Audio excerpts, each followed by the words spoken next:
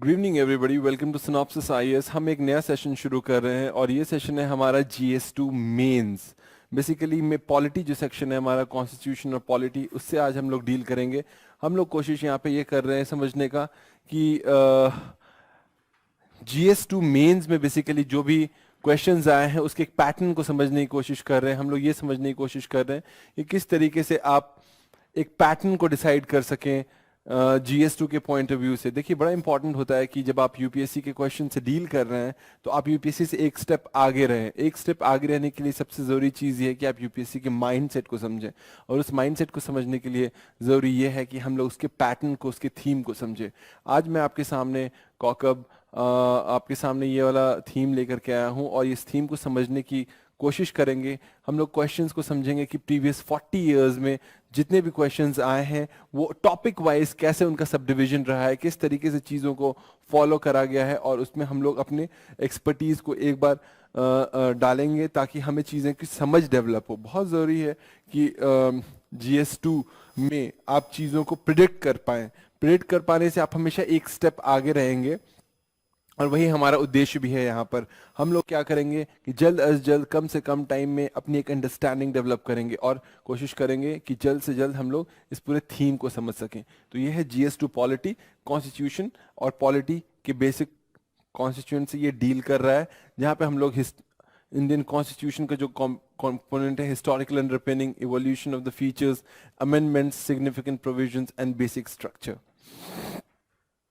ये है basically constitution. देखिए, बड़ा इंटरेस्टिंग टॉपिक होता है आपका पॉलिटी।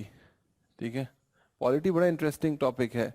इसमें कॉन्स्टिट्यूशन का एक बड़ा इंपॉर्टेंट रोल प्ले होता है। कॉन्स्टिट्यूशन एक बहुत इंपॉर्टेंट रोल प्ले करता है, और बहुत सारे ऐसे फीचर्स हैं जिसमें कि हिस्टोरिकल कॉन्टेक्स्ट हो गया, आपका प्रियम्बल हो गया, आपका फिर किस तरीके से चीज़ें आपका शेप अप कर रही थी, कॉन्स्टिट्यूंट असेंबली में क्या चल रहा था, प्रियम्बल हो गया, फिर आपका पार्ट 1 हो गया, पार्ट 2 हो गया, फंडामेंटल राइट्स हो गया, फंडामेंटल ड्यूटीज हो गया, फिर आपका डीपीएसपी हो गया। इस तरीके से पूरा जाकर के एक पूरा आपका एक जीएस2 जाकर के तैयार होता है।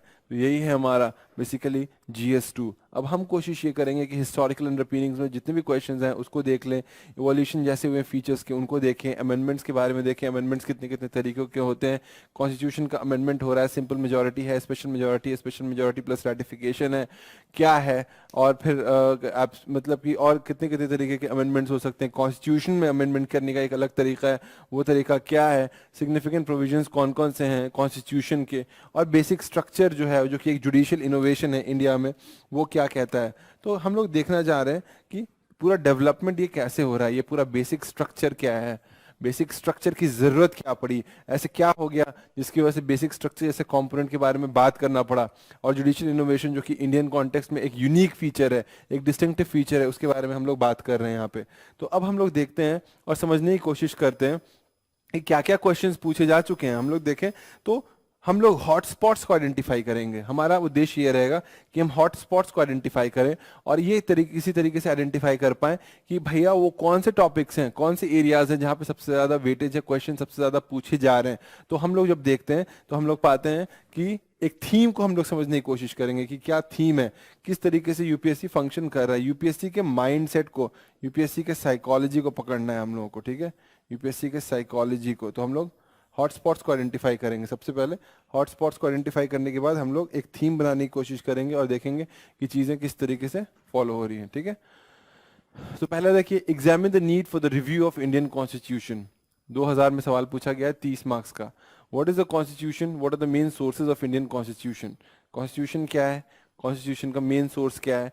तो आप देख रहे हैं कि किस तरीके से जो है आपका ये चीज़ें आगे चल रही हैं, कॉन्स्टिट्यूशन के बारे में बात हो रही है typically.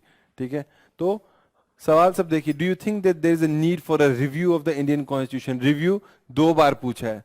Do you think that there is a need for a review, मतलब इवोल्यूशन के बारे में पूछ रहा है कि इवॉल्व हो रहा है या इवॉल्व होना चाहिए। कॉन्स्टिट्यूशन का जो पूरा कंपोनेंट है उसके रिव्यू, उसके रिफॉर्म्स की जरूरत है क्या, ये सवाल पूछा जा रहा है। Do you think that there is a need for the review of the Indian constitution, justify your view, write on the significance of 26 November. देखिए, अभी जस्ट 26 नवंबर गुजरा है, right on the significance of 26 November in the country's polity in about 20 words. सिर्फ 20 word में देखो, तो 2009 में ये सवाल आया।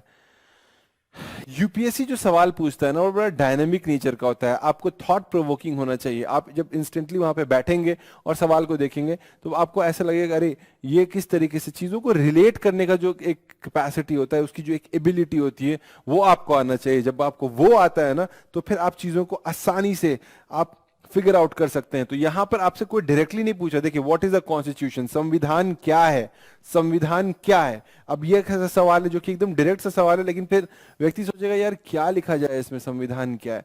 संविधान एक ऐसा दस्तावेज है, एक ऐसा डॉक्यूमेंट है, एक ऐसा रिटन डॉक्यूमेंट है।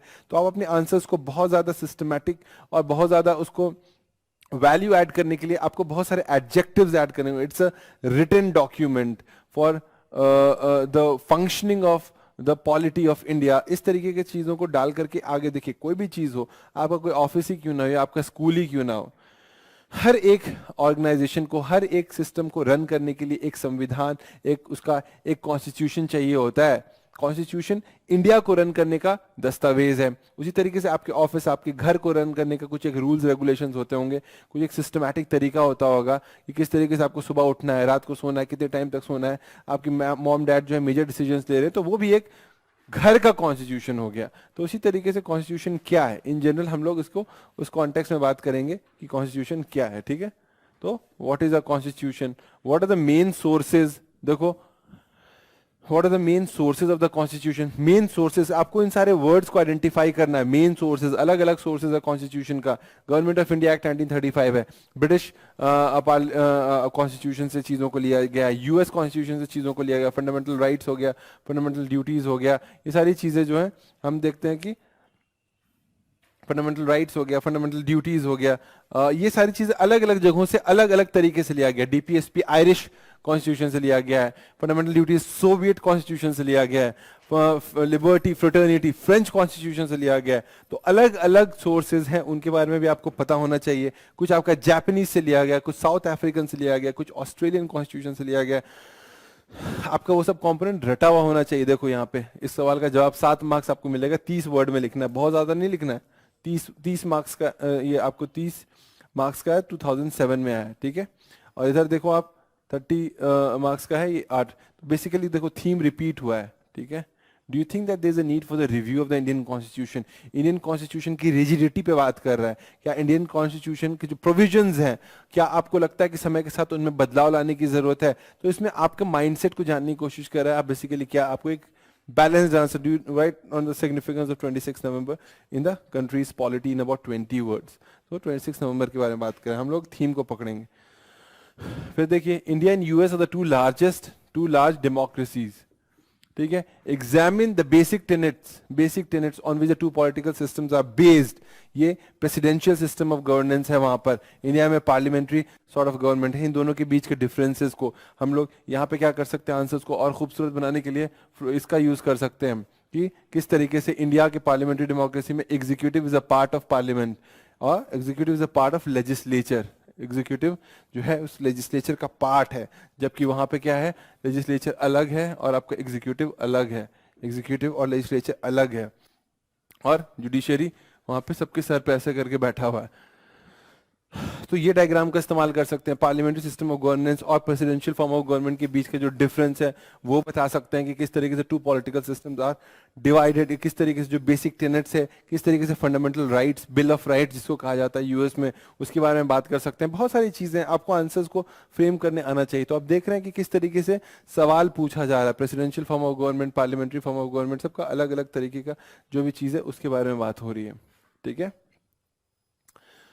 ये बेसिकली हमें ये बताता है कि ठीक है, ये इंपॉर्टेंट सबसेक्शन है। अब आ जाते हैं basic features of the constitution. ये बड़ा इंपॉर्टेंट है, basic features of the constitution. आपको पता होना चाहिए कि संविधान का जो भी एक जर्नी है, उसका जो जेनेसिस हुआ है और जिस तरीके से वो फ्लो करके गया है, किस तरीके से वो शुरुआत में आपका शंकरी प्रसाद से होते हुए, आपका Champakam versus state of Madras से होते हुए, फिर री केरला में गया, फिर उसके बाद गोलकनाथ केस 1967 में गया, और फिर वहां से कैसे चीजों का मतलब एकदम ही कंप्लीट टर्न अराउंड शुरू हुआ जब इंदिरा गांधी ने 24th और 25th कॉन्स्टिट्यूशन अमेंडमेंट एक्ट ले आई और उन्होंने क्या किया, 31C वाला क्लॉज को डाल दिया और ये कहा कि हम लोग कुछ भी अमेंड कर सकते हैं 39B और C को अपना उसको तरजीह देने के लिए, और ये सब जुडिशरी रिव्यू नहीं है।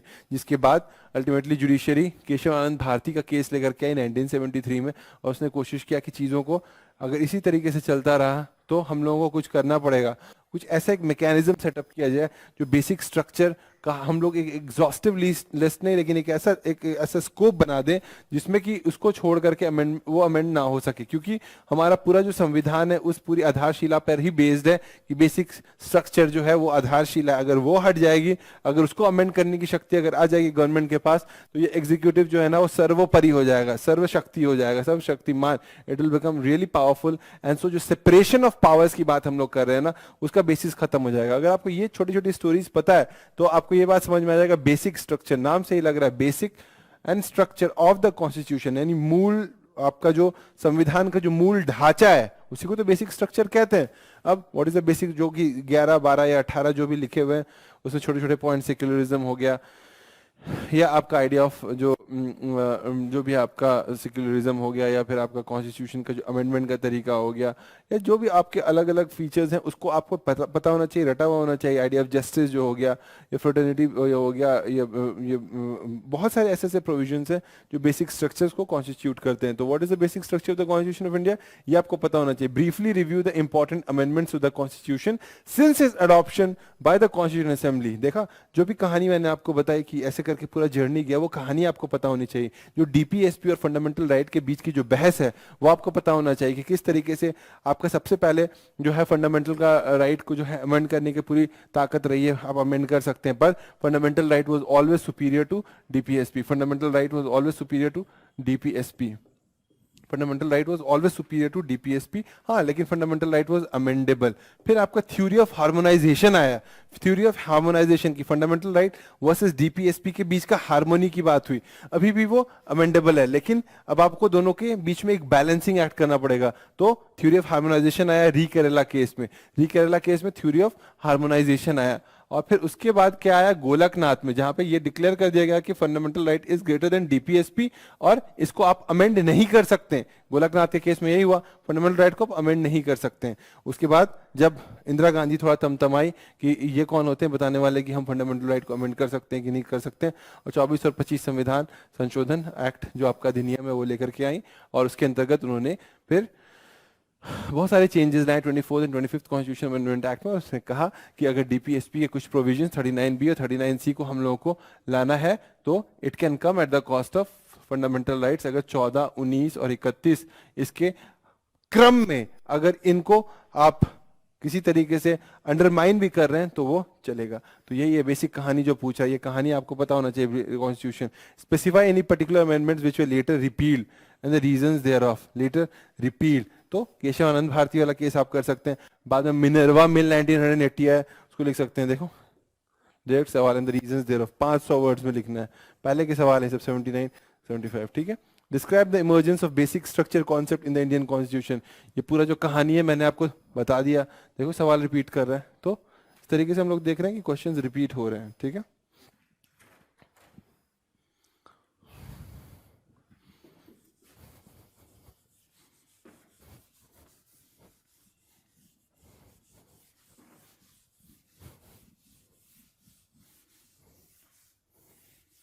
हमें पैटर्न पता करना है, ठीक है। वो पैटर्न अगर हमें पता चल गया ना तो हमारे लिए चीजें बहुत आसान हो जाएंगी, हमें कुछ फिर ज्यादा हेडेक लेने की जरूरत नहीं है। अब देखो, what according to the supreme court constitute the basic features, repeat कर रहा है, which is upheld in the case known as Kesavananda Bharati versus state of Kerala Minerva Mills. आ गया 1980 में, सवाल रिपीट किया हुआ, पूरी कहानी आपको बता दी है, फर्दर कुछ बताने का स्कोप ही नहीं है। What constitute the doctrine of basic features introduced in the constitution by the judiciary, वही कहानी है। Starting from inventing the basic structure doctrine, the judiciary has played a highly proactive role in ensuring that India develops into a thriving democracy. Thriving democracy main target ये है। देखो judiciary जो है आपका custodian है, जुडिशरी जो है आपका कस्टोडियन है। ये कहानी अगर आपको पता चल जाए ना तो आपके लिए कोई भी चीज़ें आसान हो जाएगी। और इसके पास कुछ हथियार है, इसके पास कुछ टूल्स है जिसको हम लोग जुडिशियल रिव्यू कहते हैं। जुडिशियल रिव्यू कहते हैं। जुडिशियल रिव्यू के बारे में स्पेसिफिकली आर्टिकल 13 में दिया गया एक्सप्लिसिटली, 226 और 32 में इम्प्लिसिटली कहा गया है कि ये कुछ इसके पास हथियार हैं, फंडामेंटल राइट्स, फंडामेंटल जो भी छेड़छाड़ कर रहा है संविधान के साथ, जुडिशियल रिव्यू का जो टूल इस्तेमाल करके वो उस पर डंडा बरसा सकता है। बेसिक अगर आपको इतना कहानी पता है तो एक कस्टोडियन है, मतलब गार्जियन है। किस तरीके से आप बचपन में जब थे तो आपको कोई लोकल गार्जियन चाहिए होता था, घर वाले की भैया गार्जियन इसका होना चाहिए जो उसकी देख रेख करे, जो कहीं मतलब जिम्मेदारी उठा सके। वो जिम्मेदारी जुडिशरी ने उठा रखी है और जुडिशरी यही चाह रहा है कि जो आपका जो एक सेपरेशन ऑफ पावर है, जो आपका एक आइडिया ऑफ लिमिटेड गवर्नेंस है, लिमिटेड जो आपका एक आइडिया ऑफ लिमिटेड गवर्नमेंट है, गवर्नेंस या लिमिटेड गवर्नेंस या लिमिटेड गवर्नमेंट है, ठीक है, वो मेंटेन रहे। कोई एक पावर की ताकत किसी दूसरे कंपैरिजन में बढ़ ना जाए, कोई एक दूसरे के एरिया में आकर के ओवरलैप ना कर जाए, घुस ना जाए। इसको मेंटेन करने के लिए एक पर्टिकुलर जो मैकेनिज्म है उसको फॉलो करता है। तो थ्राइविंग डेमोक्रेसी तो तभी होगा ना जब जो भी ऑर्गन्स हैं उसकी अकाउंटेबिलिटी हो, उसकी अकाउंटेबिलिटी हो। ये बहुत इंपॉर्टेंट है। एक फीडबैक लूप हो, इसकी जवाबदेही हो, एग्जीक्यूटिव की जवाबदेही लेजिस्लेचर को है थ्रू क्वेश्चन आवर्स हो गया, एडजर्नमेंट मोशन हो गया, नॉन कोऑपरेशन, ये नो कॉन्फिडेंस मोशन हो गया। ये सारे उस पे लिमिट्स हैं कि वो अपने पावर से ज्यादा ना भागे। तो इसी तरीके से, और जो लेजिस्लेचर है वो पब्लिक को जवाबदेही है, उसकी गवर्नमेंट को डीपीएसपी को फॉलो करना है, कोशिश करनी है कि जो भी पॉलिसीज बन रही हैं वो उसी के अंतर्गत आकर के बने। तो देख रहे हैं आप किस तरीके से सवाल को आप जवाब देने में सक्षम है कि नहीं, बताइए। Starting from inventing the basic features doctrine, the judiciary has played a highly proactive role in ensuring that India develops into a thriving democracy. In light of the statement, evaluate the role played by judicial activism in achieving the ideals of democracy. तो जब आप ऐसे सवाल से deal कर रहे होते हैं ना, तो आपको कुछ कुछ सेंटेंसेस, कुछ कुछ वर्ड्स को अंडरलाइन कर लेना होता है। Ideals of democracy, judicial activism, role played, thriving democracy, proactive role, judiciary, ठीक है। बहुत सारे रोल्स हैं, बहुत सारी चीजें हैं। थीम एक ही है, थीम एक ही है, थीम आपको पकड़ना है, थीम पकड़ना है, क्वेश्चंस के पीछे नहीं भागना है। तो देखिए आप स्टोरी को समझ पाने में सक्षम हो रहे हैं। अब देखिए ये सवाल, though the federal principle is dominant in our constitution and that principle is one of its basic features, but it is equally true that federalism under the Indian constitution leans in favour of a strong centre and a feature that militates against the concept of strong federalism. देखो इसमें तो कुछ है ही नहीं, इसकी भी अपनी कहानी है। तो कुछ कुछ थीम्स के अराउंड सारी चीजें घूम रही हैं, कुछ कुछ थीम्स के अराउंड, कुछ कुछ थीम्स के अराउंड सारी कहानी घूम रही है। Though the federal principle is dominant, ये जो कहानी चलती है ना, इंडिया किस तरीके से क्वाजी फेडरल है, या किस तरीके से इंडिया जो है टिल्टेड है टुवर्ड्स स्ट्रॉन्ग सेंटर या यूनिटरी गवर्नमेंट, या यूनिटरी गवर्नमेंट की तरफ, क्यों इंडिया को फेडरेशन ऑफ स्टेट्स नहीं कहा जाता है, क्यों इंडिया को यूनियन ऑफ स्टेट्स कहा जाता है, उसी बहस पर ये पूरी कहानी टिकी हुई है कि इंडिया में जो एक फेडरल फीचर्स होता है उसको फॉलो करने के जो भी प्रोविजंस होते हैं कि आपका डुअल पॉलिटी हो, सेंटर में आपके गवर्नमेंट हो, स्टेट में आपका गवर्नमेंट हो, ठीक है, सेंटर में गवर्नमेंट हो, स्टेट में गवर्नमेंट हो, ये सारी जो बातें हैं। और इसके बावजूद किस तरीके से इंडिया में एक रिजिड कॉन्स्टिट्यूशन है। देखो आपको समझना पड़ेगा इंडिया और यूएस के बीच का जो मेजर डिफरेंस है वो मैं आपको समझा देता हूँ। इंडिया और यूएस के बीच का मेजर डिफरेंस ये है कि यूएस ट्रू सेंस में आपका एक फेडरल पॉलिटी है। किस तरीके से वहाँ पे छोटे छोटे स्टेट्स जो भी हैं ना, इनको आप डिस्ट्रॉय नहीं कर सकते हैं, इनको आप डिस्ट्रॉय नहीं कर सकते। इनका अपना संविधान होता है, ठीक है, सबका इनका अपना संविधान होता है, इनका अपना फ्लैग होता है, ठीक है, अपना संविधान होता है, इनका अपना फ्लैग होता है, को आप डिस्ट्रॉय नहीं कर सकते। इसलिए इसको कहा जाता है indestructible union of indestructible states, indestructible states. India के साथ ऐसा नहीं होता है। इंडिया एक इनडिस्ट्रक्टिबल यूनियन जरूर है पर ऑफ डिस्ट्रक्टिबल स्टेट्स। स्टेट्स का जो राइट्स होते हैं ना, स्टेट्स की जो अपने ऑटोनॉमी होती है, हालांकि दिया गया इन प्रिंसिपल और है भी, स्टेट को कुछ हद तक अपनी बहुत सारी चीज़ों में ये इख्तियार है कि वो जो करना चाहे वो कर सकता है, वो उसके पास राइट्स हैं।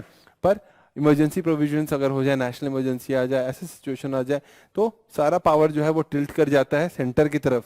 गवर्नर को बैठा रखा है, गवर्नर को acts as an agent of the central government. तो उससे क्या होता है, वो आपके बिल्स को वीटो कर सकता है या भेज सकता है for the reservation of the president. वो कुछ ना कुछ रोक टोक करने में सक्षम है। कॉन्स्टिट्यूशन जो है हर एक स्टेट का, यूएस में इसका अपना अपना संविधान है, इंडिया में वो प्रोविजन नहीं है।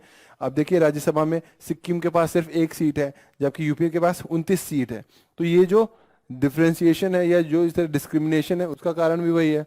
डिस्क्रिमिनेशन की वजह क्या है? डिस्क्रिमिनेशन का कारण यही है, कुछ स्टेट्स को ज्यादा तरजीह दी जाती है according to the population. US में ऐसा नहीं है, सब बराबर है, सबका अपना संविधान है। मतलब आप एक इसके संविधान को तोड़ नहीं सकते, अमेंड नहीं कर सकते, इतना आसान नहीं। पर इंडिया में क्या है, एक संविधान है, वो जो रिजिड होना चाहिए, वो मतलब रिटन कॉन्स्टिट्यूशन है।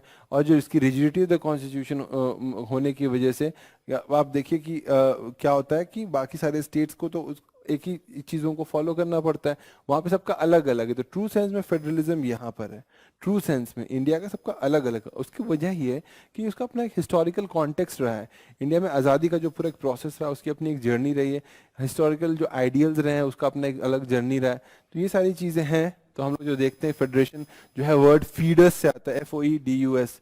वो जो वर्ड फीडस से आता है, FOEDUS, इसका मतलब होता है ट्रीटी या अग्रीमेंट।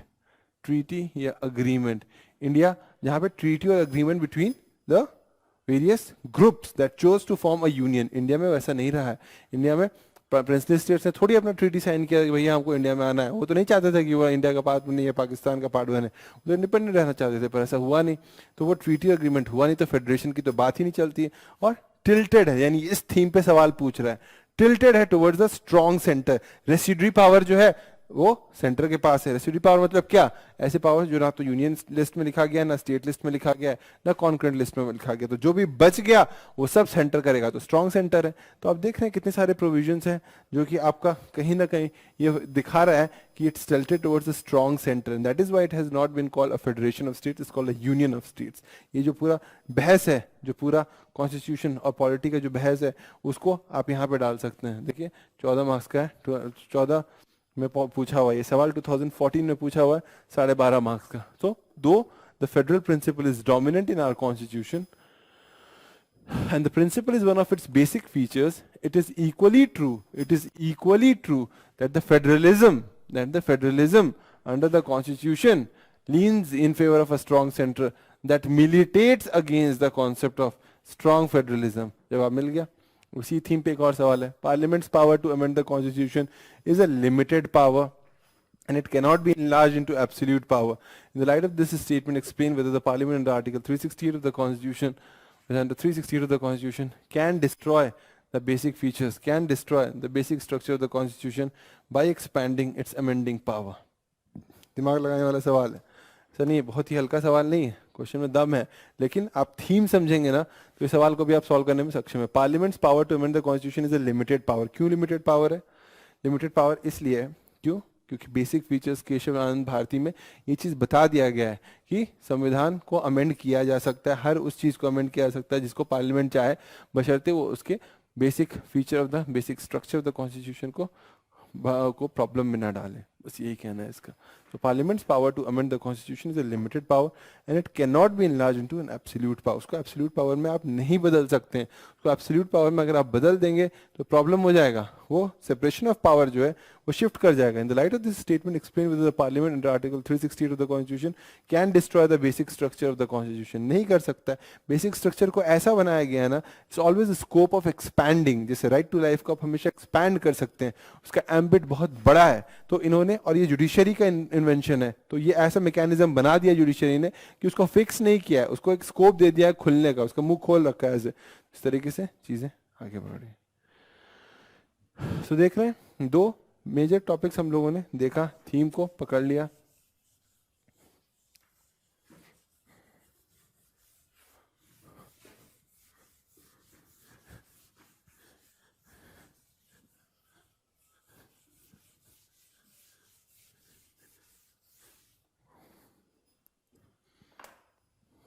सेपरेशन ऑफ पावर, वही कहानी, वो कहानी मैं ऑलरेडी जो बता चुका हूँ। सेपरेशन ऑफ पावर वाला है, सभी सवाल पूछ रहा है, उस थीम को भी पकड़ना हमारे लिए बहुत ज़रूरी है। थीम को पकड़ना बहुत इंपॉर्टेंट है।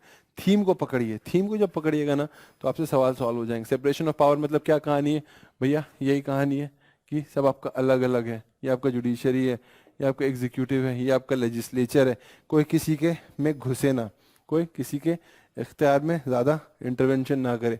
जुडिशरी जब बहुत ज़्यादा घुसने की कोशिश करती है तो जुडिशियल रिव्यू तक ठीक है, ठीक है, पर फिर जब वो थोड़ा घुसने की कोशिश करती है तो जुडिशियल एक्टिविज्म होता है। ये भी सही है, अपना एक्टिविस्ट का रोल प्ले कर रही है, देख रही है कि भैया सब चीज़ ठीक है कि नहीं। लेकिन जब वो और अंदर घुसती है तो वो जुडिशियल आपका जुडिशियल ओवर रीच हो जाता है, ठीक है, जुडिशियल ओवर रीच हो जाता है, ठीक है।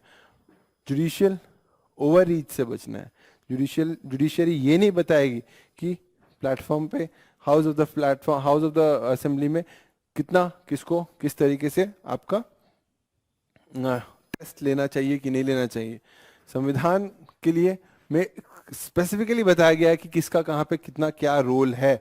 जब आप मतलब अगर उस तरीके में आप इंटरवीन करने लगते हैं तो प्रॉब्लम वहाँ पे होने लगता है। आपके पड़ोसी अगर आपके घर में घुसने लगे और वहाँ पे रहने लगे तो प्रॉब्लमेटिक हो जाती है। सबका अपना अपना दायरा बना हुआ है, बाउंड्री वॉल किया गया। आपके पड़ोसी को भी पता है मेरे घर का जो लिमिटेशन है वो यहाँ है, आपका घर इधर है। आप आते हैं, हाय हेलो करते हैं, हाँ सब ठीक है, लेकिन सब अपने अपने घर जाते हैं, अपने अपने घर काम करते हैं। वो अगर घुस जाए आपके घर में और घुस करके वहीं पे तंबू गाड़ दे और बोले कि ये मेरा घर, that is not look good. तो यही कहना चाह रहा है सेपरेशन ऑफ पावर। पर इंडिया में एज सच कोई वाटर टाइट कंपार्टमेंटलाइजेशन नहीं है। वाटर टाइट कंपार्टमेंटलाइजेशन नहीं है कि भैया ऐसे ही होगा, एकदम रिजिडिटी नहीं है। कुछ अगर जरूरत पड़ रहा है कि एग्जीक्यूटिव ठीक से वर्क नहीं कर रहा है या लेजिस्लेचर ठीक से फंक्शन नहीं कर रहा है तो judiciary being the custodian of the constitution can come up with its own mechanism and look into the various processes so as to maintain the idea of separation of power. The separation of power is an essential. Separation of power is also your basic structure. ये आपका basic structure भी है, basic structure भी है। Separation of powers is essentially to ensure individual liberty. Separation of power मतलब individuals liberty, आपकी आज़ादी। बहुत ज़्यादा देख रेख या बहुत ज़्यादा नज़र में रखने से आपकी जो लिबर्टी है वो फर्क पड़ सकती है। So discuss this with regards to the provision in the constitution and practices adopted so far तो देखो फिर इसी थीम पे सवाल, रिजॉर्टिंग टू ऑर्डिनेंसेस। अगर ऑर्डिनेंस कर रहा है आदमी बार बार, ऑर्डिनेंस प्रेसिडेंट कर रहा है, क्या होता है? तरीका होता है कानून बनाने का। लॉ आपका पार्लियामेंट बनाता है।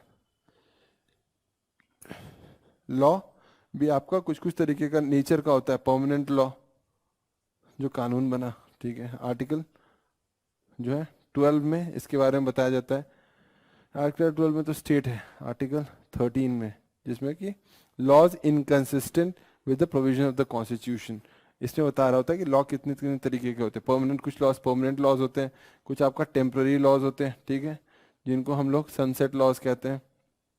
टाडा, पोटा, ये सब टेम्पररी लॉज होते हैं। क्यों सनसेट लॉज क्यों कहा जाता है इनको? क्योंकि ये एक सर्टेन टाइम के लिए बनाए जाते हैं, 2 साल 3 साल, फिर ऑटोमेटिकली ये खत्म हो जाता है टू मीट एक्स्ट्राऑर्डिनरी सिचुएशंस। और तीसरा आपका होता है टेम्पररी लॉ, ये तीसरा होता है आपका डेलीगेशन, सबऑर्डिनेट लेजिस्लेशन या डेलीगेशन, ठीक है, सबऑर्डिनेट, जिसमें कि आपका ऑर्डिनेंस हो गया, बाई लॉज हो गया, ठीक है, ये आपका बाई लॉज हो गया, या फिर आप देख लीजिए आपका डेलीगेटेड लेजिस्लेशन हो गया, रूल्स हो गया। ये सारे लॉज के अलग अलग तरीके होते हैं। लॉज जो है आपका पार्लियामेंट बनाता है, एक तरीका है पार्लियामेंट का। अगर पार्लियामेंट सेशन में है और पार्लियामेंट सेशन में नहीं है तो प्रेसिडेंट बनाता है।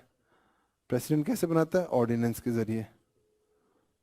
तो ये ऑर्डिनेंस कैसे आता है? आर्टिकल 123 के द्वारा। तो बदमाशी भी कर सकता है, पार्लियामेंट को बोल दे कि सेशन में नहीं है, और प्रेसिडेंट उसका मिसयूज भी कर सकता है। तो यहाँ पे प्रेसिडेंट क्या है? एग्जीक्यूटिव, काम क्या कर रहा है? कानून बना रहा है। तो घुस रहा है कि नहीं उसके डोमेन में, उसी के बारे में बात करें। 2 मिनट का ब्रेक। तो बेसिकली हम लोग देख रहे हैं resorting to ordinances is always raised concern on the violation of the spirit of separation of powers while noting the rationales justifying the power to promulgate ordinances, analyze whether the decision of the Supreme Court on the issues have further facilitated resorting to this power. Should the power to promulgate ordinances be repealed? अब ये पूरा सवाल जो है article 123 ordinances पे based है, ठीक है। ऑर्डिनेंस का पे सवाल हम लोगों ने देख लिया किस तरीके से ऑर्डिनेंस जो है एग्जीक्यूटिव यानी प्रेसिडेंट आपका करता है, और किस तरीके से वो कहीं ना कहीं आपका जो एक सेपरेशन ऑफ पावर बना हुआ है लॉ का। हम लोगों ने देखा कि लॉ कितने तरीके के होते हैं, उसमें ऑर्डिनेंस एक कंपोनेंट होता है। ऑर्डिनेंस आपका प्रेसिडेंट के द्वारा बनाया जाता है based on the advice of the executive, that is council of ministers and prime minister. तो ये जब ऐसा कोई चीज हो जब आपको basically main discussion main deliberation से बचना है, ऑर्डिनेंस बनाने का जो भी रूल होता है वो तो आपको पता है कि ऑर्डिनेंस क्या क्या होता है। जब कोई भी एक हाउस जो है लोकसभा और राज्यसभा में एक हाउस सेशन में ना हो, कानून बन पाने में चीज़ें सक्षम ना हो, तो ऐसे सिचुएशन में आपको ऑर्डिनेंस पास करने की क्षमता होती है। तो ऑर्डिनेंस के जरिए क्या होता है, डायरेक्ट आपका कानून बन गया। अब ऑर्डिनेंस जब तक आपका लोकसभा या राज्यसभा में दोनों में पास नहीं हो तब तक वो ऑर्डिनेंस रहेगा। तो कुछ लोग एग्जीक्यूटिव वाले लोग कानून बना रहे हैं और इसका मिसयूज बहुत ज़्यादा होता है। जब आप ऑर्डिनेंस का डेफिनेशन देखेंगे, आर्टिकल 123 को पढ़ेंगे तो आप देखेंगे कि भैया ऑर्डिनेंस बनाने में बहुत ज़्यादा पावर आपका इस्तेमाल जो हो सकता है, मिसयूज हो सकता है। तो यही कह रहा है कि प्रमोलगेट करने का जो सेपरेशन ऑफ पावर में बेसिकली थीम को पकड़ी, spirit of separation of power, हर का अपना अपना एक रोल है। जब आप कोई दूसरा एक ऑर्गन दूसरे में इंटरवीन कर रहा होता है तो इस सिचुएशन में क्या होता है कि द रैशनलाइजिंग मतलब while noting the rationales justifying the power to promulgate ordinances, ordinances का मतलब एक स्कोप होना चाहिए कि अगर कोई एक ऐसा एक्स्ट्रॉर्डिनरी सिचुएशन आ गया है और कानून उस वक्त बनाने के लिए पार्लियामेंट नहीं अवेलेबल है तो आप ऑर्डिनेंसेस पास कर सकते हैं। प्रॉब्लम तब होता है जब उसके जो रियल पर्पसेस है उसको डिफीट करके आप उसका मिसयूज करना शुरू करते हैं। जानबूझ करके क्या होगा कि लोकसभा को डिसॉल्व कर दिया जाएगा, डिसॉल्व वर्ड से नहीं है, लोकसभा को जो है वो आपका एडजर्न कर दिया जाएगा, एडजर्न सिनेडाई कर दिया जाएगा और ये कह दिया जाएगा भैया आपका लोकसभा जो है वो सेशन में है ही नहीं तो कानून बनाया नहीं जा सकता, इससे प्रमोलगेट करिए। जब भी ऐसा सिचुएशन आएगा जब एग्जीक्यूटिव को ऐसा लगेगा कि ये वाला इशू जैसे फार्म बिल्स हो गया या कुछ ऐसे बिल्स हो गए जो पास कर हो पाने में इतना कैपेबिलिटी नहीं है, पास हो पाना इतना सक्षम नहीं है, मतलब इतना पॉसिबल नहीं है कि वो पास हो जाए, ऐसे सिचुएशन में ऑर्डिनेंसेस को पास किया जाता है। ऐसे सिचुएशन में ऑर्डिनेंस को लाया जाता है, ऑर्डिनेंस का बहाना लाया जाता है जिसमें there is satisfaction of the president. Satisfaction of the president क्या होता है वो किसी को नहीं मालूम। उसमें ऑब्जेक्टिविटी कम होती है, उसमें सब्जेक्टिविटी ज़्यादा होती है। The scope of it getting misused is very high. इसी को कहा जा रहा है analyse whether decision of the supreme Court on the issue. तो जो भी केसेस आए हैं आपका वो हम लोग जब देखेंगे, जब डिटेल में डिस्कस करेंगे तो हम लोग देखेंगे कि किस तरीके से ये जो ऑर्डिनेंस मेकिंग पावर जो है ना, सबसे पहले आपका आया था 1861 में। 1861 में governor general ordinance making power जो है 1861 से वहीं से लेकर के आज तक हम लोग ऑर्डिनेंस मेकिंग पावर बना रहे हैं। और इसमें से बहुत सारे जजमेंट्स भी आपके वाधवा वाला एक केस है, वो आया कोयलो वाला केस है, बहुत सारे केसेस है जिसमें इस चीज़ को बताया गया, इसके बारे में सुप्रीम कोर्ट का जजमेंट है, ठीक है। Do you think that the Constitution of India does not accept the principle of separation of powers? Rather, it is based on the principles of checks and balance. Rather, it is based on the principles of checks and balance. मतलब strict separation of power. मतलब tight, watertight compartmentalization. वो तो नहीं है। देखो, आपको ये वाला ग्राफ अगर पता होगा तो ये देख लो, ये एग्जीक्यूटिव है, ये लेजिस्लेचर है। स्ट्रिक्ट सेपरेशन ऑफ पावर्स कहाँ है? एग्जीक्यूटिव तो लेजिस्लेचर का हिस्सा है। जुडिशरी भी कभी कभी जो है घुस जाता है यहाँ पर, judicial activism, judicial over reach के नाम पर घुस जाता है। कई बार देखिए आप एग्जीक्यूटिव जो है वो ऑर्डिनेंसेस लाता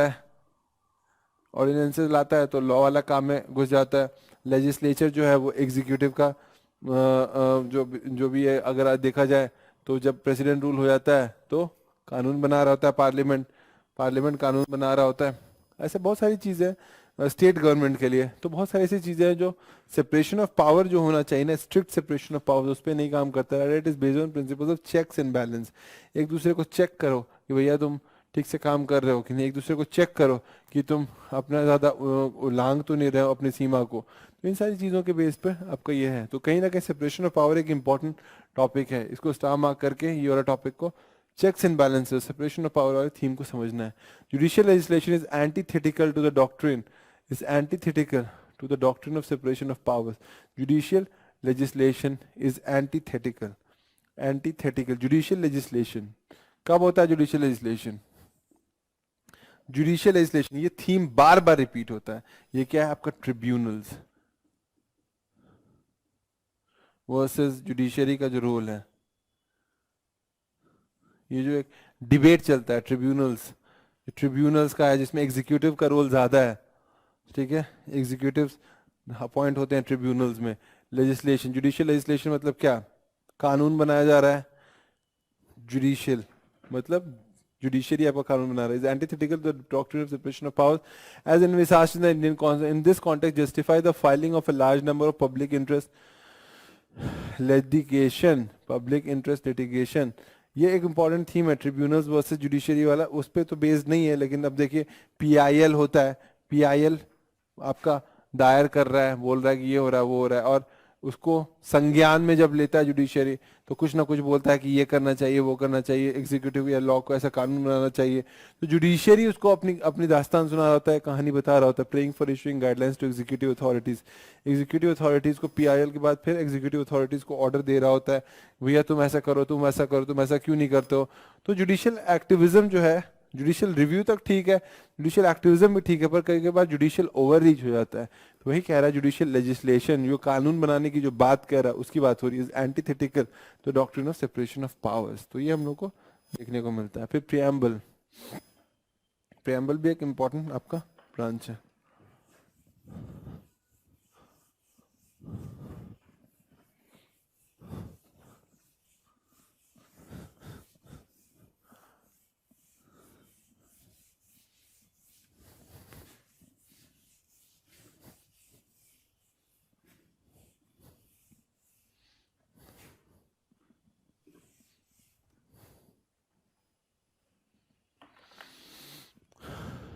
preamble, what was the amendment? Preamble के बारे में, प्रियम्बल एक तरीके से आपका एक कॉन्स्टिट्यूशन का अपना एक आइडेंटिटी कार्ड होता है. जैसे आपका आधार कार्ड होता है, इसमें आपकी शक्ल होती है, आपके बारे में नाम, आपका पता, आपका एज, ये सारी चीज़ें लिखी हुई होती हैं. ठीक है, पर आप अंदर में कैसे इंसान है, हंसमुख है या वो सैल है, ये आपका आधार कार्ड देख करके तो नहीं पता चलेगा. तो उसी तरीके से आपका जो प्रियम्बल होता है, संविधान का जो एक एसेंस होता है, संविधान का जो एसेंस, उसके बारे में बात करता है. एक एसेंस प्रियम्बल की, बेसिकली आपको संविधान के अंदर क्या मिलने वाला है, उसके बारे में प्रियम्बल बात करता है कि आपको संविधान के अंदर क्या मिलने वाला है. उससे रिलेटेड भी सवाल आते हैं. अब संविधान का ये सवाल आता है कि whether it was a part of the Indian constitution और not, whether is a part of Indian constitution. पहले इस पर भी डिबेट होता था, वेदर ये संविधान का हिस्सा है कि नहीं, इसको अमेंड किया जा सकता है कि नहीं. तो अभी का तो यही है कि स्पेशल मेजोरिटी से आप इसको अमेंड कर सकते हैं और ये संविधान का हिस्सा है. ठीक है, संविधान का हिस्सा है, ये इम्पोर्टेंट है, जिसको आपको बताता है कि सोर्स कहाँ से, source of constitution, source of authority of constitution कहाँ से है, इसका पर्पस क्या है, क्या इसका गोल्स है, और कब ये आया 26 नवंबर. तो कहने का मतलब ये है, ये सारे तरीके हैं जो प्रियम्बल के बारे में बात होता है. तो अब ये सवाल है 83 में, what was the amendment made in 1976 in the preamble of our constitution, does it signify in about वही है सिस 42nd constitution amendment that secularism, नए नए words, integrity and your secularism, integrity और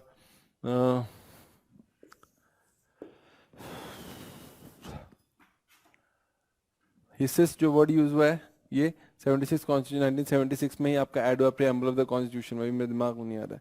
what was the amendment made in 1976 in the preamble. अब इसके बारे में तुम डिफाइन करो. सोवरेनिटी, आई थिंक सोवरेनिटी, हाँ. तो सेक्युलरिज्म हो गया, इंटीग्रल हो गया, इंटीग्रिटी हो गया, और ये हो गया. ये सारे वर्ड्स पे तुमको डिस्क्राइब करना है. Discuss the political, social and economic characteristics of Indian states, of the Indian state. Socio economic मतलब डीपीएसपी को पकड़ लो, और पॉलिटिकल मतलब फंडामेंटल राइट को पकड़ लो. ठीक है, discuss the characteristics of the Indian state, कुछ कुछ इसी के बारे में बात करना है, यानी एसेंस देख रहे हो. What are the major commitments of the constitution as an incorporated in the preamble. Preamble basically क्या होता है उसके बारे में बताना है, why is India called a republic, ये सब बेसिक पर्टिनेंट सवाल, रिपब्लिक मतलब क्या होता है, और discuss the secular nature of the Indian polity and the position of minorities in India, the position of minorities in India, secular nature of Indian polity. तो जितना भी एसेंस है, जितना भी आपका दिया गया है प्रियम्बल के अंदर की बातें, वो सब आप देख पा रहे हैं कि किस तरीके से उसका अंदर एक एक एलिमेंट को डिस्कस करने की बात कर रहा है। जो अमेंडमेंट आया वो क्या हुआ, ये सब जो एक छोटी मोटी कहानी आपको बताई, वो इसके अमेंडमेंट का क्या क्या सीन है, ये पार्ट ऑफ कॉन्स्टिट्यूशन है कि नहीं, इससे क्या क्या आपका निकल करके आ रहा है, वो सब के बारे में बात आपका प्रियम्बल के बारे में आ रहा है। तो हम लोग देख रहे हैं कि एक एक वर्ड जो है, सेक्युलरिज्म हो गया, फ्रेटर्निटी हो गया, आपका जो बाकी सारी चीजें हैं वो डिस्कस किया जा रहा है। रिपब्लिक जो हो गया, ये जो सॉवरेनिटी हो गया उसका क्या मतलब है, सेक्युलरिज्म जो हो गया उसके बारे में क्या मतलब है, सबको आपको एक एक चीज के बारे में पता होना चाहिए, तब जाके प्रियम्बल के बारे में हम बात करते हैं। काफी सवाल आ रहे हैं। Indicate the provisions of Indian constitution related to secularism, ये एक सवाल आता है। सेक्युलरिज्म पे बहुत सारा सवाल आ रहा है, और किस तरीके से जो इंडिया का सेक्युलरिज्म है वो फ्रेंच सेक्युलरिज्म से अलग है। ये बहुत थीम में रहता है, फ्रेंच सेक्युलरिज्म और इंडियन सेक्युलरिज्म के बीच का फर्क क्या है, किस तरीके से इंडिया का सेक्युलरिज्म मतलब ये नहीं है कि आप इंडिया स्टेट को अलग कर दें, स्टेट और रिलीजन को अलग करके बात करें, ये बात नहीं होती है। इंडिया में बहुत इंपॉर्टेंट है रिलीजन, रिलीजन का जो रोल है इंडिया में वो बहुत इंपॉर्टेंट है, उसको ध्यान में रख करके ही बातें होती हैं, उसको ध्यान में रख करके ही आपकी बात होती है कि सेक्युलरिज्म क्या होना चाहिए इंडियन कॉन्टेक्स्ट में। तो वही है, indicate the provisions of the Indian constitution relating to secularism. Indian secularism is very different from the French secularism, ठीक है। तो indicate the provisions of Indian constitution related to the secularism, ठीक है। ये सेक्युलरिज्म पे बहुत सारा सवाल आता है, ये आपका हॉटस्पॉट हो गया, ठीक है, इसको आइडेंटिफाई कर सकते हैं। देखो पिछले बार भी ये सवाल पूछा, डिस्कस द सेक्युलर नेचर, ठीक है। तो हम लोग देख रहे हैं जो भी इसके सेस हो गया इसके बारे में बात कर रहे हैं, सेक्युलरिज्म, इंटीग्रिटी एंड सॉवरेनिटी हो गया। डिस्कस द पॉलिटिकल डीपीएसपी के बारे में बात कर रहा है, what are the major commitments of the constitution of India as incorporated in the preamble, preamble में क्या क्या बात की है, यानी प्रीएम्बल का आपके पास एक पेज का नोट होना चाहिए अपना, ठीक है। अब आ जाते हैं, the preamble to the constitution is aim to embody fundamental values and philosophies on which constitution is based, elucidate, ठीक है, is aim to embody the fundamental values, जो वैल्यूज है। What is the significance of preamble to a constitution, bring out the philosophy, देखो philosophy पे सवाल बहुत पूछ रहा है, bring out the philosophy of the Indian polity as enshrined in the preamble of the Indian constitution, what is social justice in context of Indian economy, right about what is Gandhian economy, what is Gandhian economy. तो आप देख रहे हो, आपको preamble के बारे में जितने भी एलिमेंट्स अंदर में उसके मेंशन है उन सब के बारे में आपका एक थीमेटिक अंडरस्टैंडिंग होना चाहिए। हम लोग और देख लेते ताकि एक आइडिया लग जाए, व्हाट इज अ रोग स्टेट 2005 में, व्हाट इज अ रोग स्टेट, या इसको हम लोग पुलिस स्टेट भी कह सकते हैं या मिलिट्री रूल कह सकते हैं, ठीक है। Discuss each adjective attach to the word republic in the preamble, each adjective attached to the word republic, are they defendable in the present circumstances, are they defendable in the present circumstances, discuss each adjective, discuss each adjective, discuss each adjective attached to the word republic in the preamble, are they defendable in the present circumstances। तो हम लोग देख रहे हैं कि preamble एक बहुत ही important section है, प्रियम्बल एक बहुत ही इंपॉर्टेंट सेक्शन है जिसके बारे में हम लोगों को पढ़ना है, और प्रियम्बल के बारे में हम लोगों को जो एक थीमेटिक अंडरस्टैंडिंग है वो समझने की आवश्यकता है।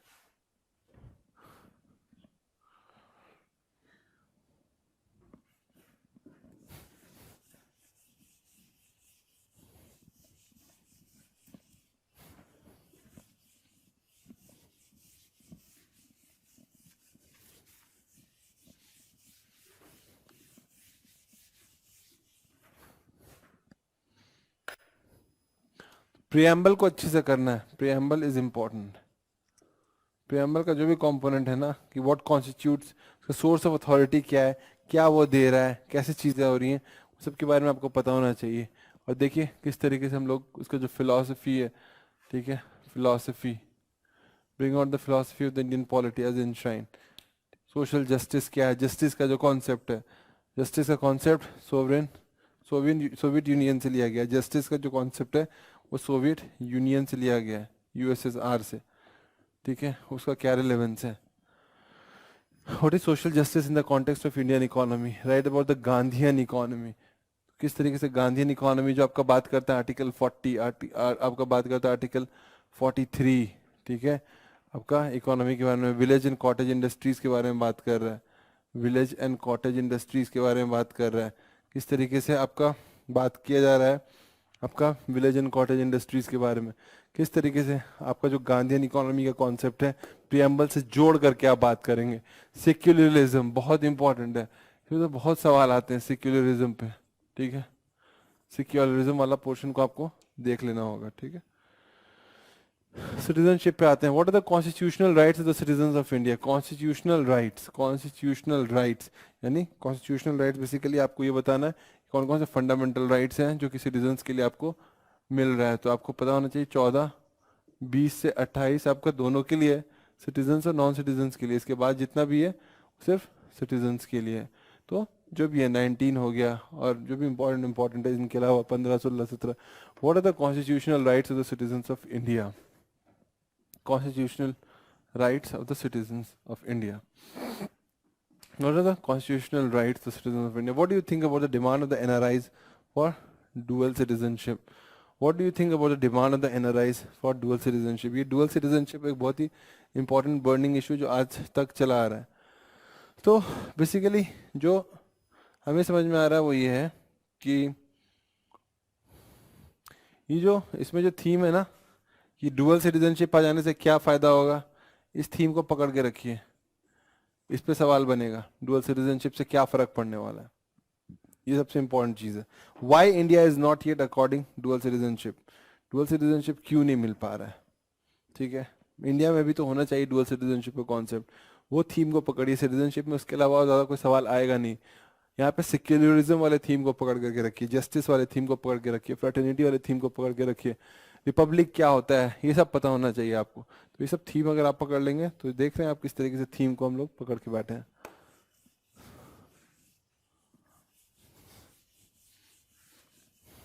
फंडामेंटल राइट्स ये तो आपको करके जाना है।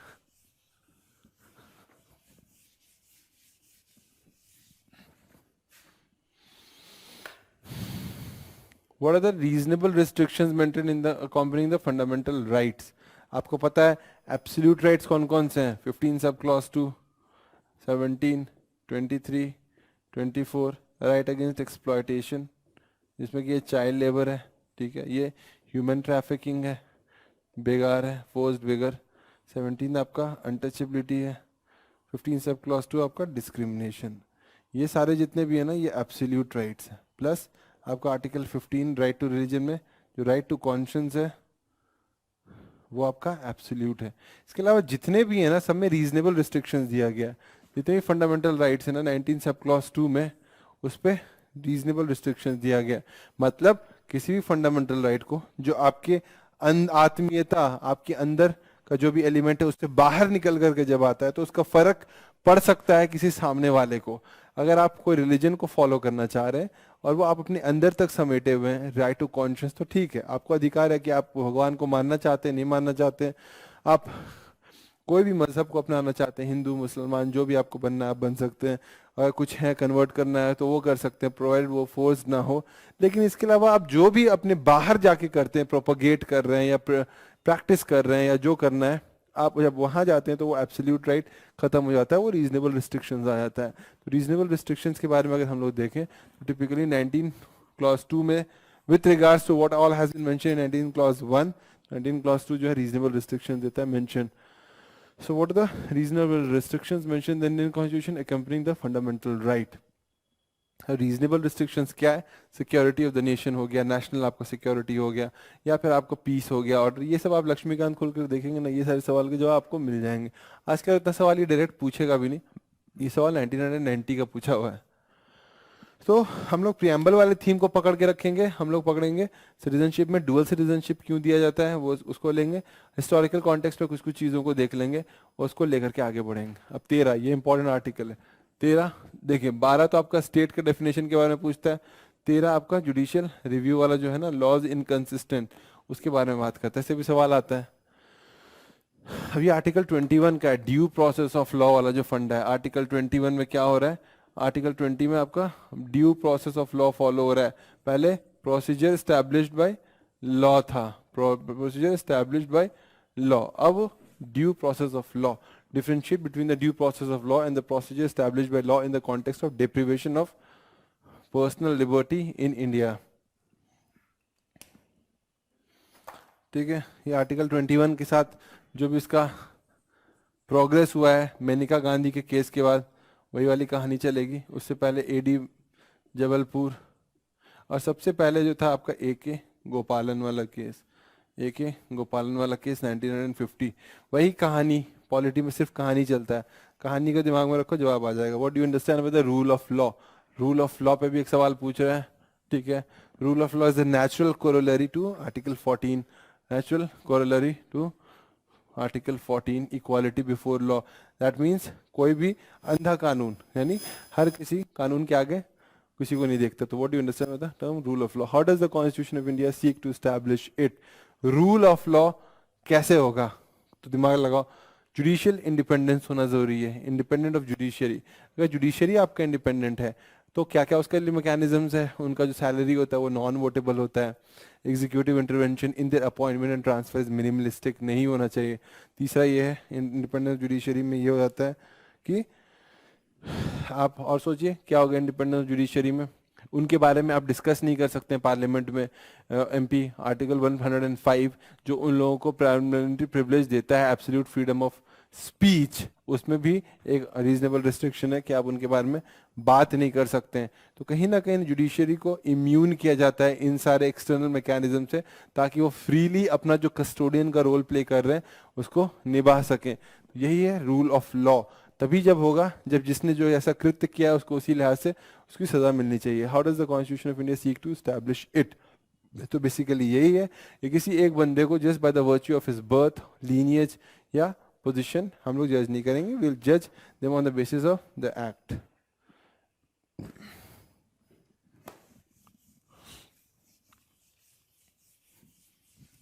ठीक है, 14 से 18। What do you mean by positive discrimination? Theme को पकड़ के काम करेंगे हम लोग। ठीक है, थीम्स को हम लोग पकड़ेंगे और कोशिश ये करेंगे उसी डायरेक्शन में काम करें। Right to equality, right to equality 14 से लेकर के 18 तक आपको ये पूरी कहानी पता होनी चाहिए। 14, 15 की क्या कहानी है, 16 की क्या कहानी है, 17 की क्या कहानी है, 18 की क्या कहानी है। इसका दो कंपोनेंट होता है, equality before law and this is equal protection of law। ठीक है, 15 discrimination on 5 grounds, religion, race, आपका सेक्स और भी कुछ जो जो ग्राउंड्स हैं वो। और in terms of this is discrimination with regards to public employment क्या होनी चाहिए। 17 आपका एबॉलिशन ऑफ अनटचेबिलिटी। ठीक है, और ये एबॉलिशन ऑफ टाइटल। ये सब मिला करके 14 से 18 आपका बनाता है राइट टू इक्वालिटी। ये सब मिलाता है तब जाकर आपका राइट टू इक्वालिटी होना चाहिए। पॉजिटिव डिस्क्रिमिनेशन मतलब आप किसी के साथ डिस्क्रिमिनेट वैसे तो नहीं कर सकते, पर सबको आइडेंटिकल ट्रीटमेंट देने की जरूरत नहीं है। Identical treatment for people at identical places का कॉन्सेप्ट नहीं है। Similarity of treatment to people in similar positions.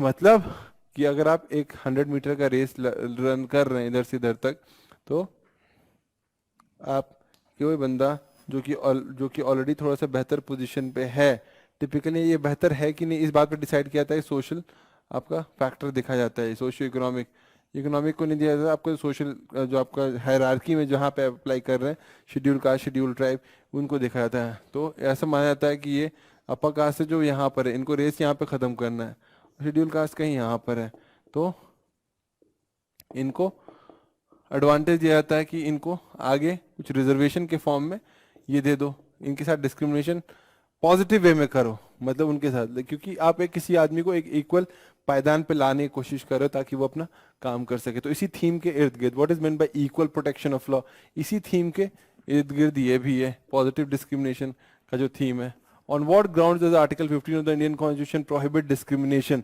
जो 5 ग्राउंड मैंने यहाँ पे बताया, ठीक है, आप डिस्क्रिमिनेट कर सकते हैं. State can make special provisions with regards to children and women, वो भी एक इंपॉर्टेंट ग्राउंड है 15 सब क्लॉज 3 या 15 सब क्लॉज 4 में. ठीक है, तो बेसिकली क्या है, इक्वल प्रोटेक्शन ऑफ लॉ का जो थीम है और पॉजिटिव डिस्क्रिमिनेशन का थीम है, उस पर ज्यादातर सवाल पूछा जा रहा है. तीसरा सवाल है, on what grounds does article 15 of the Indian constitution prohibit discrimination, indicate the way the concept of special protection has qualified this prohibition and contribution to the social change. तो बेसिकली आप थीम पकड़ पा रहे हैं कि ये जो special protection जो है, ये स्पेशल डिस्क्रिमिनेशन 15 सब क्लॉज 3 या 4 में जो दिया गया है, बस 15 सब क्लॉज 1 में जो आपके बारे में बात कर रहा है वो उसके बारे में बात कर रहा है. ठीक है, discuss how the constitution provides equal rights, provide equal rights, equal protection of equal law. तो उस थीम को पकड़ करके हम लोग आगे चलेंगे, तो ये वाले थीम पे जितने भी क्वेश्चन हैं वो आसानी से सॉल्व हो जाएंगे.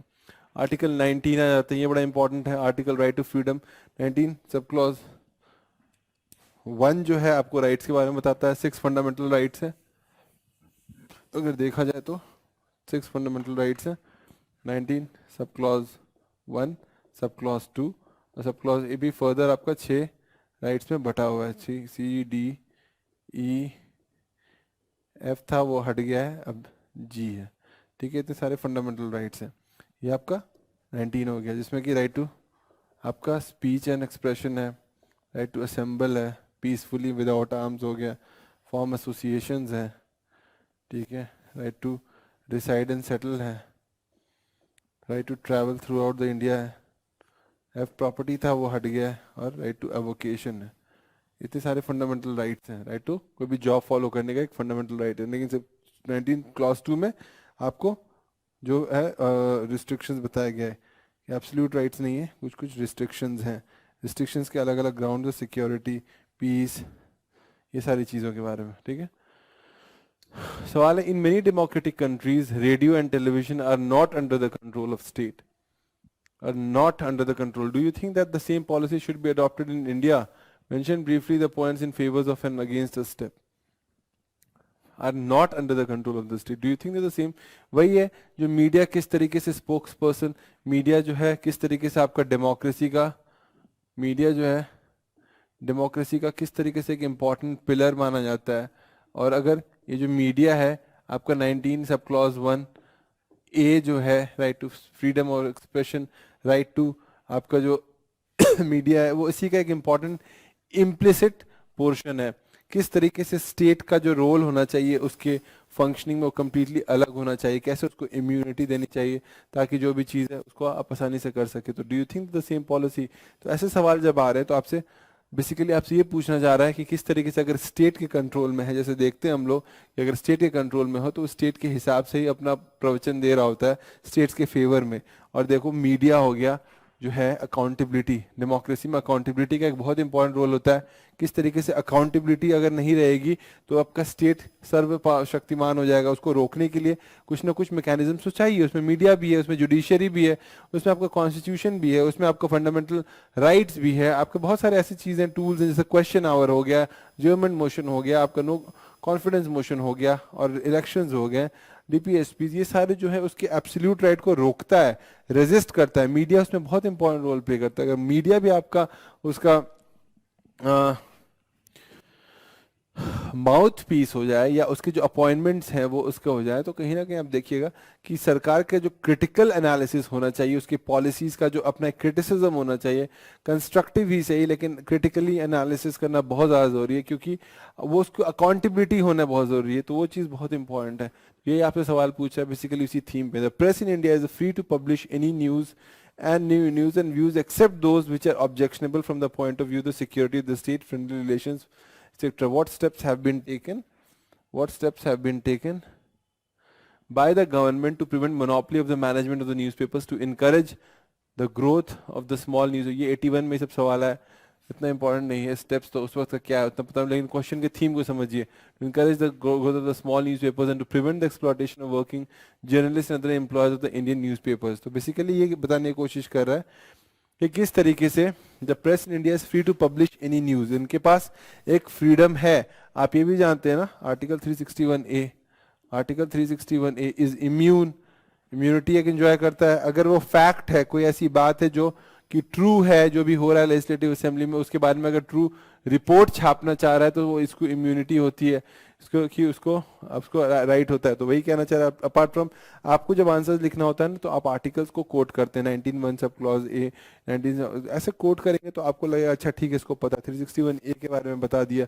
तो आप फ्री टू, पर इसका मिसयूज ना हो, which are except those which are objectionable from the point of view of security. ये 19 सब क्लॉज 2 के क्लॉजेज हैं। 19 सब clause 2, security of the state, friendly relations, foreign states etcetera, इन सबको affect नहीं कर सकता। What steps have been taken? What steps have been taken recently by the government to prevent monopoly, to prevent monopoly, to prevent monopoly of the management of the newspaper, to encourage the growth of small newspapers and to prevent the exploitation of working journalists and other employees of the Indian। ये basic theme लेकर के आगे बढ़ते हैं। What are the constitutional limitations on the free movement of Indians throughout the country? Already पढ़ चुके हैं कि मूव कर सकते हैं through out the country freely, मतलब जब मैंने सुबह जाना है तो सुबह जा सकते हैं, रात में जा सकते हैं, ट्रेन से जाना है तो ट्रेन से जा सकते हैं, फ्लाइट से जा सकते हैं, शिप से जा सकते हैं, जैसे जाना आप जा सकते हैं, वो फ्रीडम है। आपको जो भी रास्ता अपनाना है वो आप ट्रैवल कर सकते हैं। बट कुछ कुछ लिमिटेशंस हैं, जैसे क्या रीजनेबल रिस्ट्रिक्शंस लगा सकता है ट्रैवल एरिया में एंट्री को लेकर के, लॉ एंड ऑर्डर का सिचुएशन ना आ जाए। कई बार आप देखते हैं कि उसका भड़क न जाए, वहाँ पे पॉलिटिकल सिनारियो बहुत सेंसिटिव इशू है तो वहाँ पे रोक सकता है, कर्फ्यू लगाने से रोक सकता है, या जमा ना हो जाए एक साथ लोग, या फिर आपका ILP इंटरनेशनल लाइन परमिट हो गया, वो सब जगह अरुणाचल प्रदेश में ट्रैवल्स को रोकने के लिए, ट्रैवल्स के एरिया में आप ना घुस जाए, इन सबको रोकने के लिए आपके कुछ ना कुछ फंडामेंटल राइट्स हैं। जैसे 5 मार्क्स का 2005 में है, what do you understand by the concept of freedom of speech and expression, does it cover hate speech also, why do the films in India stand on slightly different plane from the forms of expression? Discuss section 66A of IT Act with reference to the alleged violation of Article 19 of the Constitution। तो हम लोग देख रहे हैं ज्यादा question का जो theme है ना वो बेसिकली आपका एक्ट कर रहा है कि रीजनेबल रिस्ट्रिक्शंस पे ज्यादा काम कर रहा है। अब freedom to expression, concept of freedom of speech and expression पे अगर बात करें, what do you understand by the concept of freedom of speech and expression? बोलने का, स्पीच एक्सप्रेस करने का, आप खामोश रह करके भी कर सकते हैं, साइलेंस में भी आप कर सकते हैं, आप चाहें तो लिख कर सकते हैं, आप चाहे तो पढ़ कर सकते हैं, आप चाहे तो खामोश रह कर सकते हैं, कैरिकेचर बना कर सकते हैं, डायग्राम सिंबल्स बना कर सकते हैं, आप चाहे तो ड्राइंग करके कर सकते हैं, आप कुछ भी कर करके अपने आप को एक्सप्रेस कर सकते हैं। खामोश रहना भी एक तरीके का आपका स्पीच है और एक्सप्रेशन का एक जरिया है। तो this is what the concept of freedom of speech and expression is. Does it cover hate speech also? नहीं। हेट स्पीच से किसी के रिलीजियस सेंटिमेंट्स या किसी के जो स्टेचर, जो सोसाइटी में जो पोजीशन है on the basis of its caste या उसका रिलीजन या रीजन जहाँ से वो आ रहा है, चाहे वो नॉर्थ ईस्ट हो, चाहे वो शेड्यूल कास्ट हो, चाहे वो कहीं पे भी एक पर्टिकुलर माइनॉरिटीज हो, या कोई भी ऐसा हो जिसको एक पर्टिकुलर टारगेट करके आप उसके अगेंस्ट कुछ बोल रहे हैं, तो वो आपका रीजनेबल रिस्ट्रिक्शंस के अंतर्गत आना चाहिए। तो it is should not cover hate speech, वरना अगर हेट स्पीच बोलने लगे तो कहीं ना कहीं आप देखिए बहुत ज़्यादा प्रॉब्लमेटिक हो जाएगी सोसाइटी, जो हम लोग की अलग फॉल्ट लाइंस में बढ़ जाएगी। Why do you think the film stand? अब वो सब चीज़ है स्लाइटली डिफरेंट। फिल्म्स का जो अपना एक बिजनेस वाला कॉन्सेप्ट है, तो बेसिकली आप फोकस करेंगे 19 क्लॉज 2 पर, जो भी इसका रीजनेबल रिस्ट्रिक्शन है उस पर, ठीक है। आर्टिकल 20 एंड 22 ये इंपॉर्टेंट है, वैसे तो इम्पोर्टेंट सभी है, लेकिन हम लोग देख रहे हैं कि किस तरीके से चीज़ें आगे बढ़ रही हैं।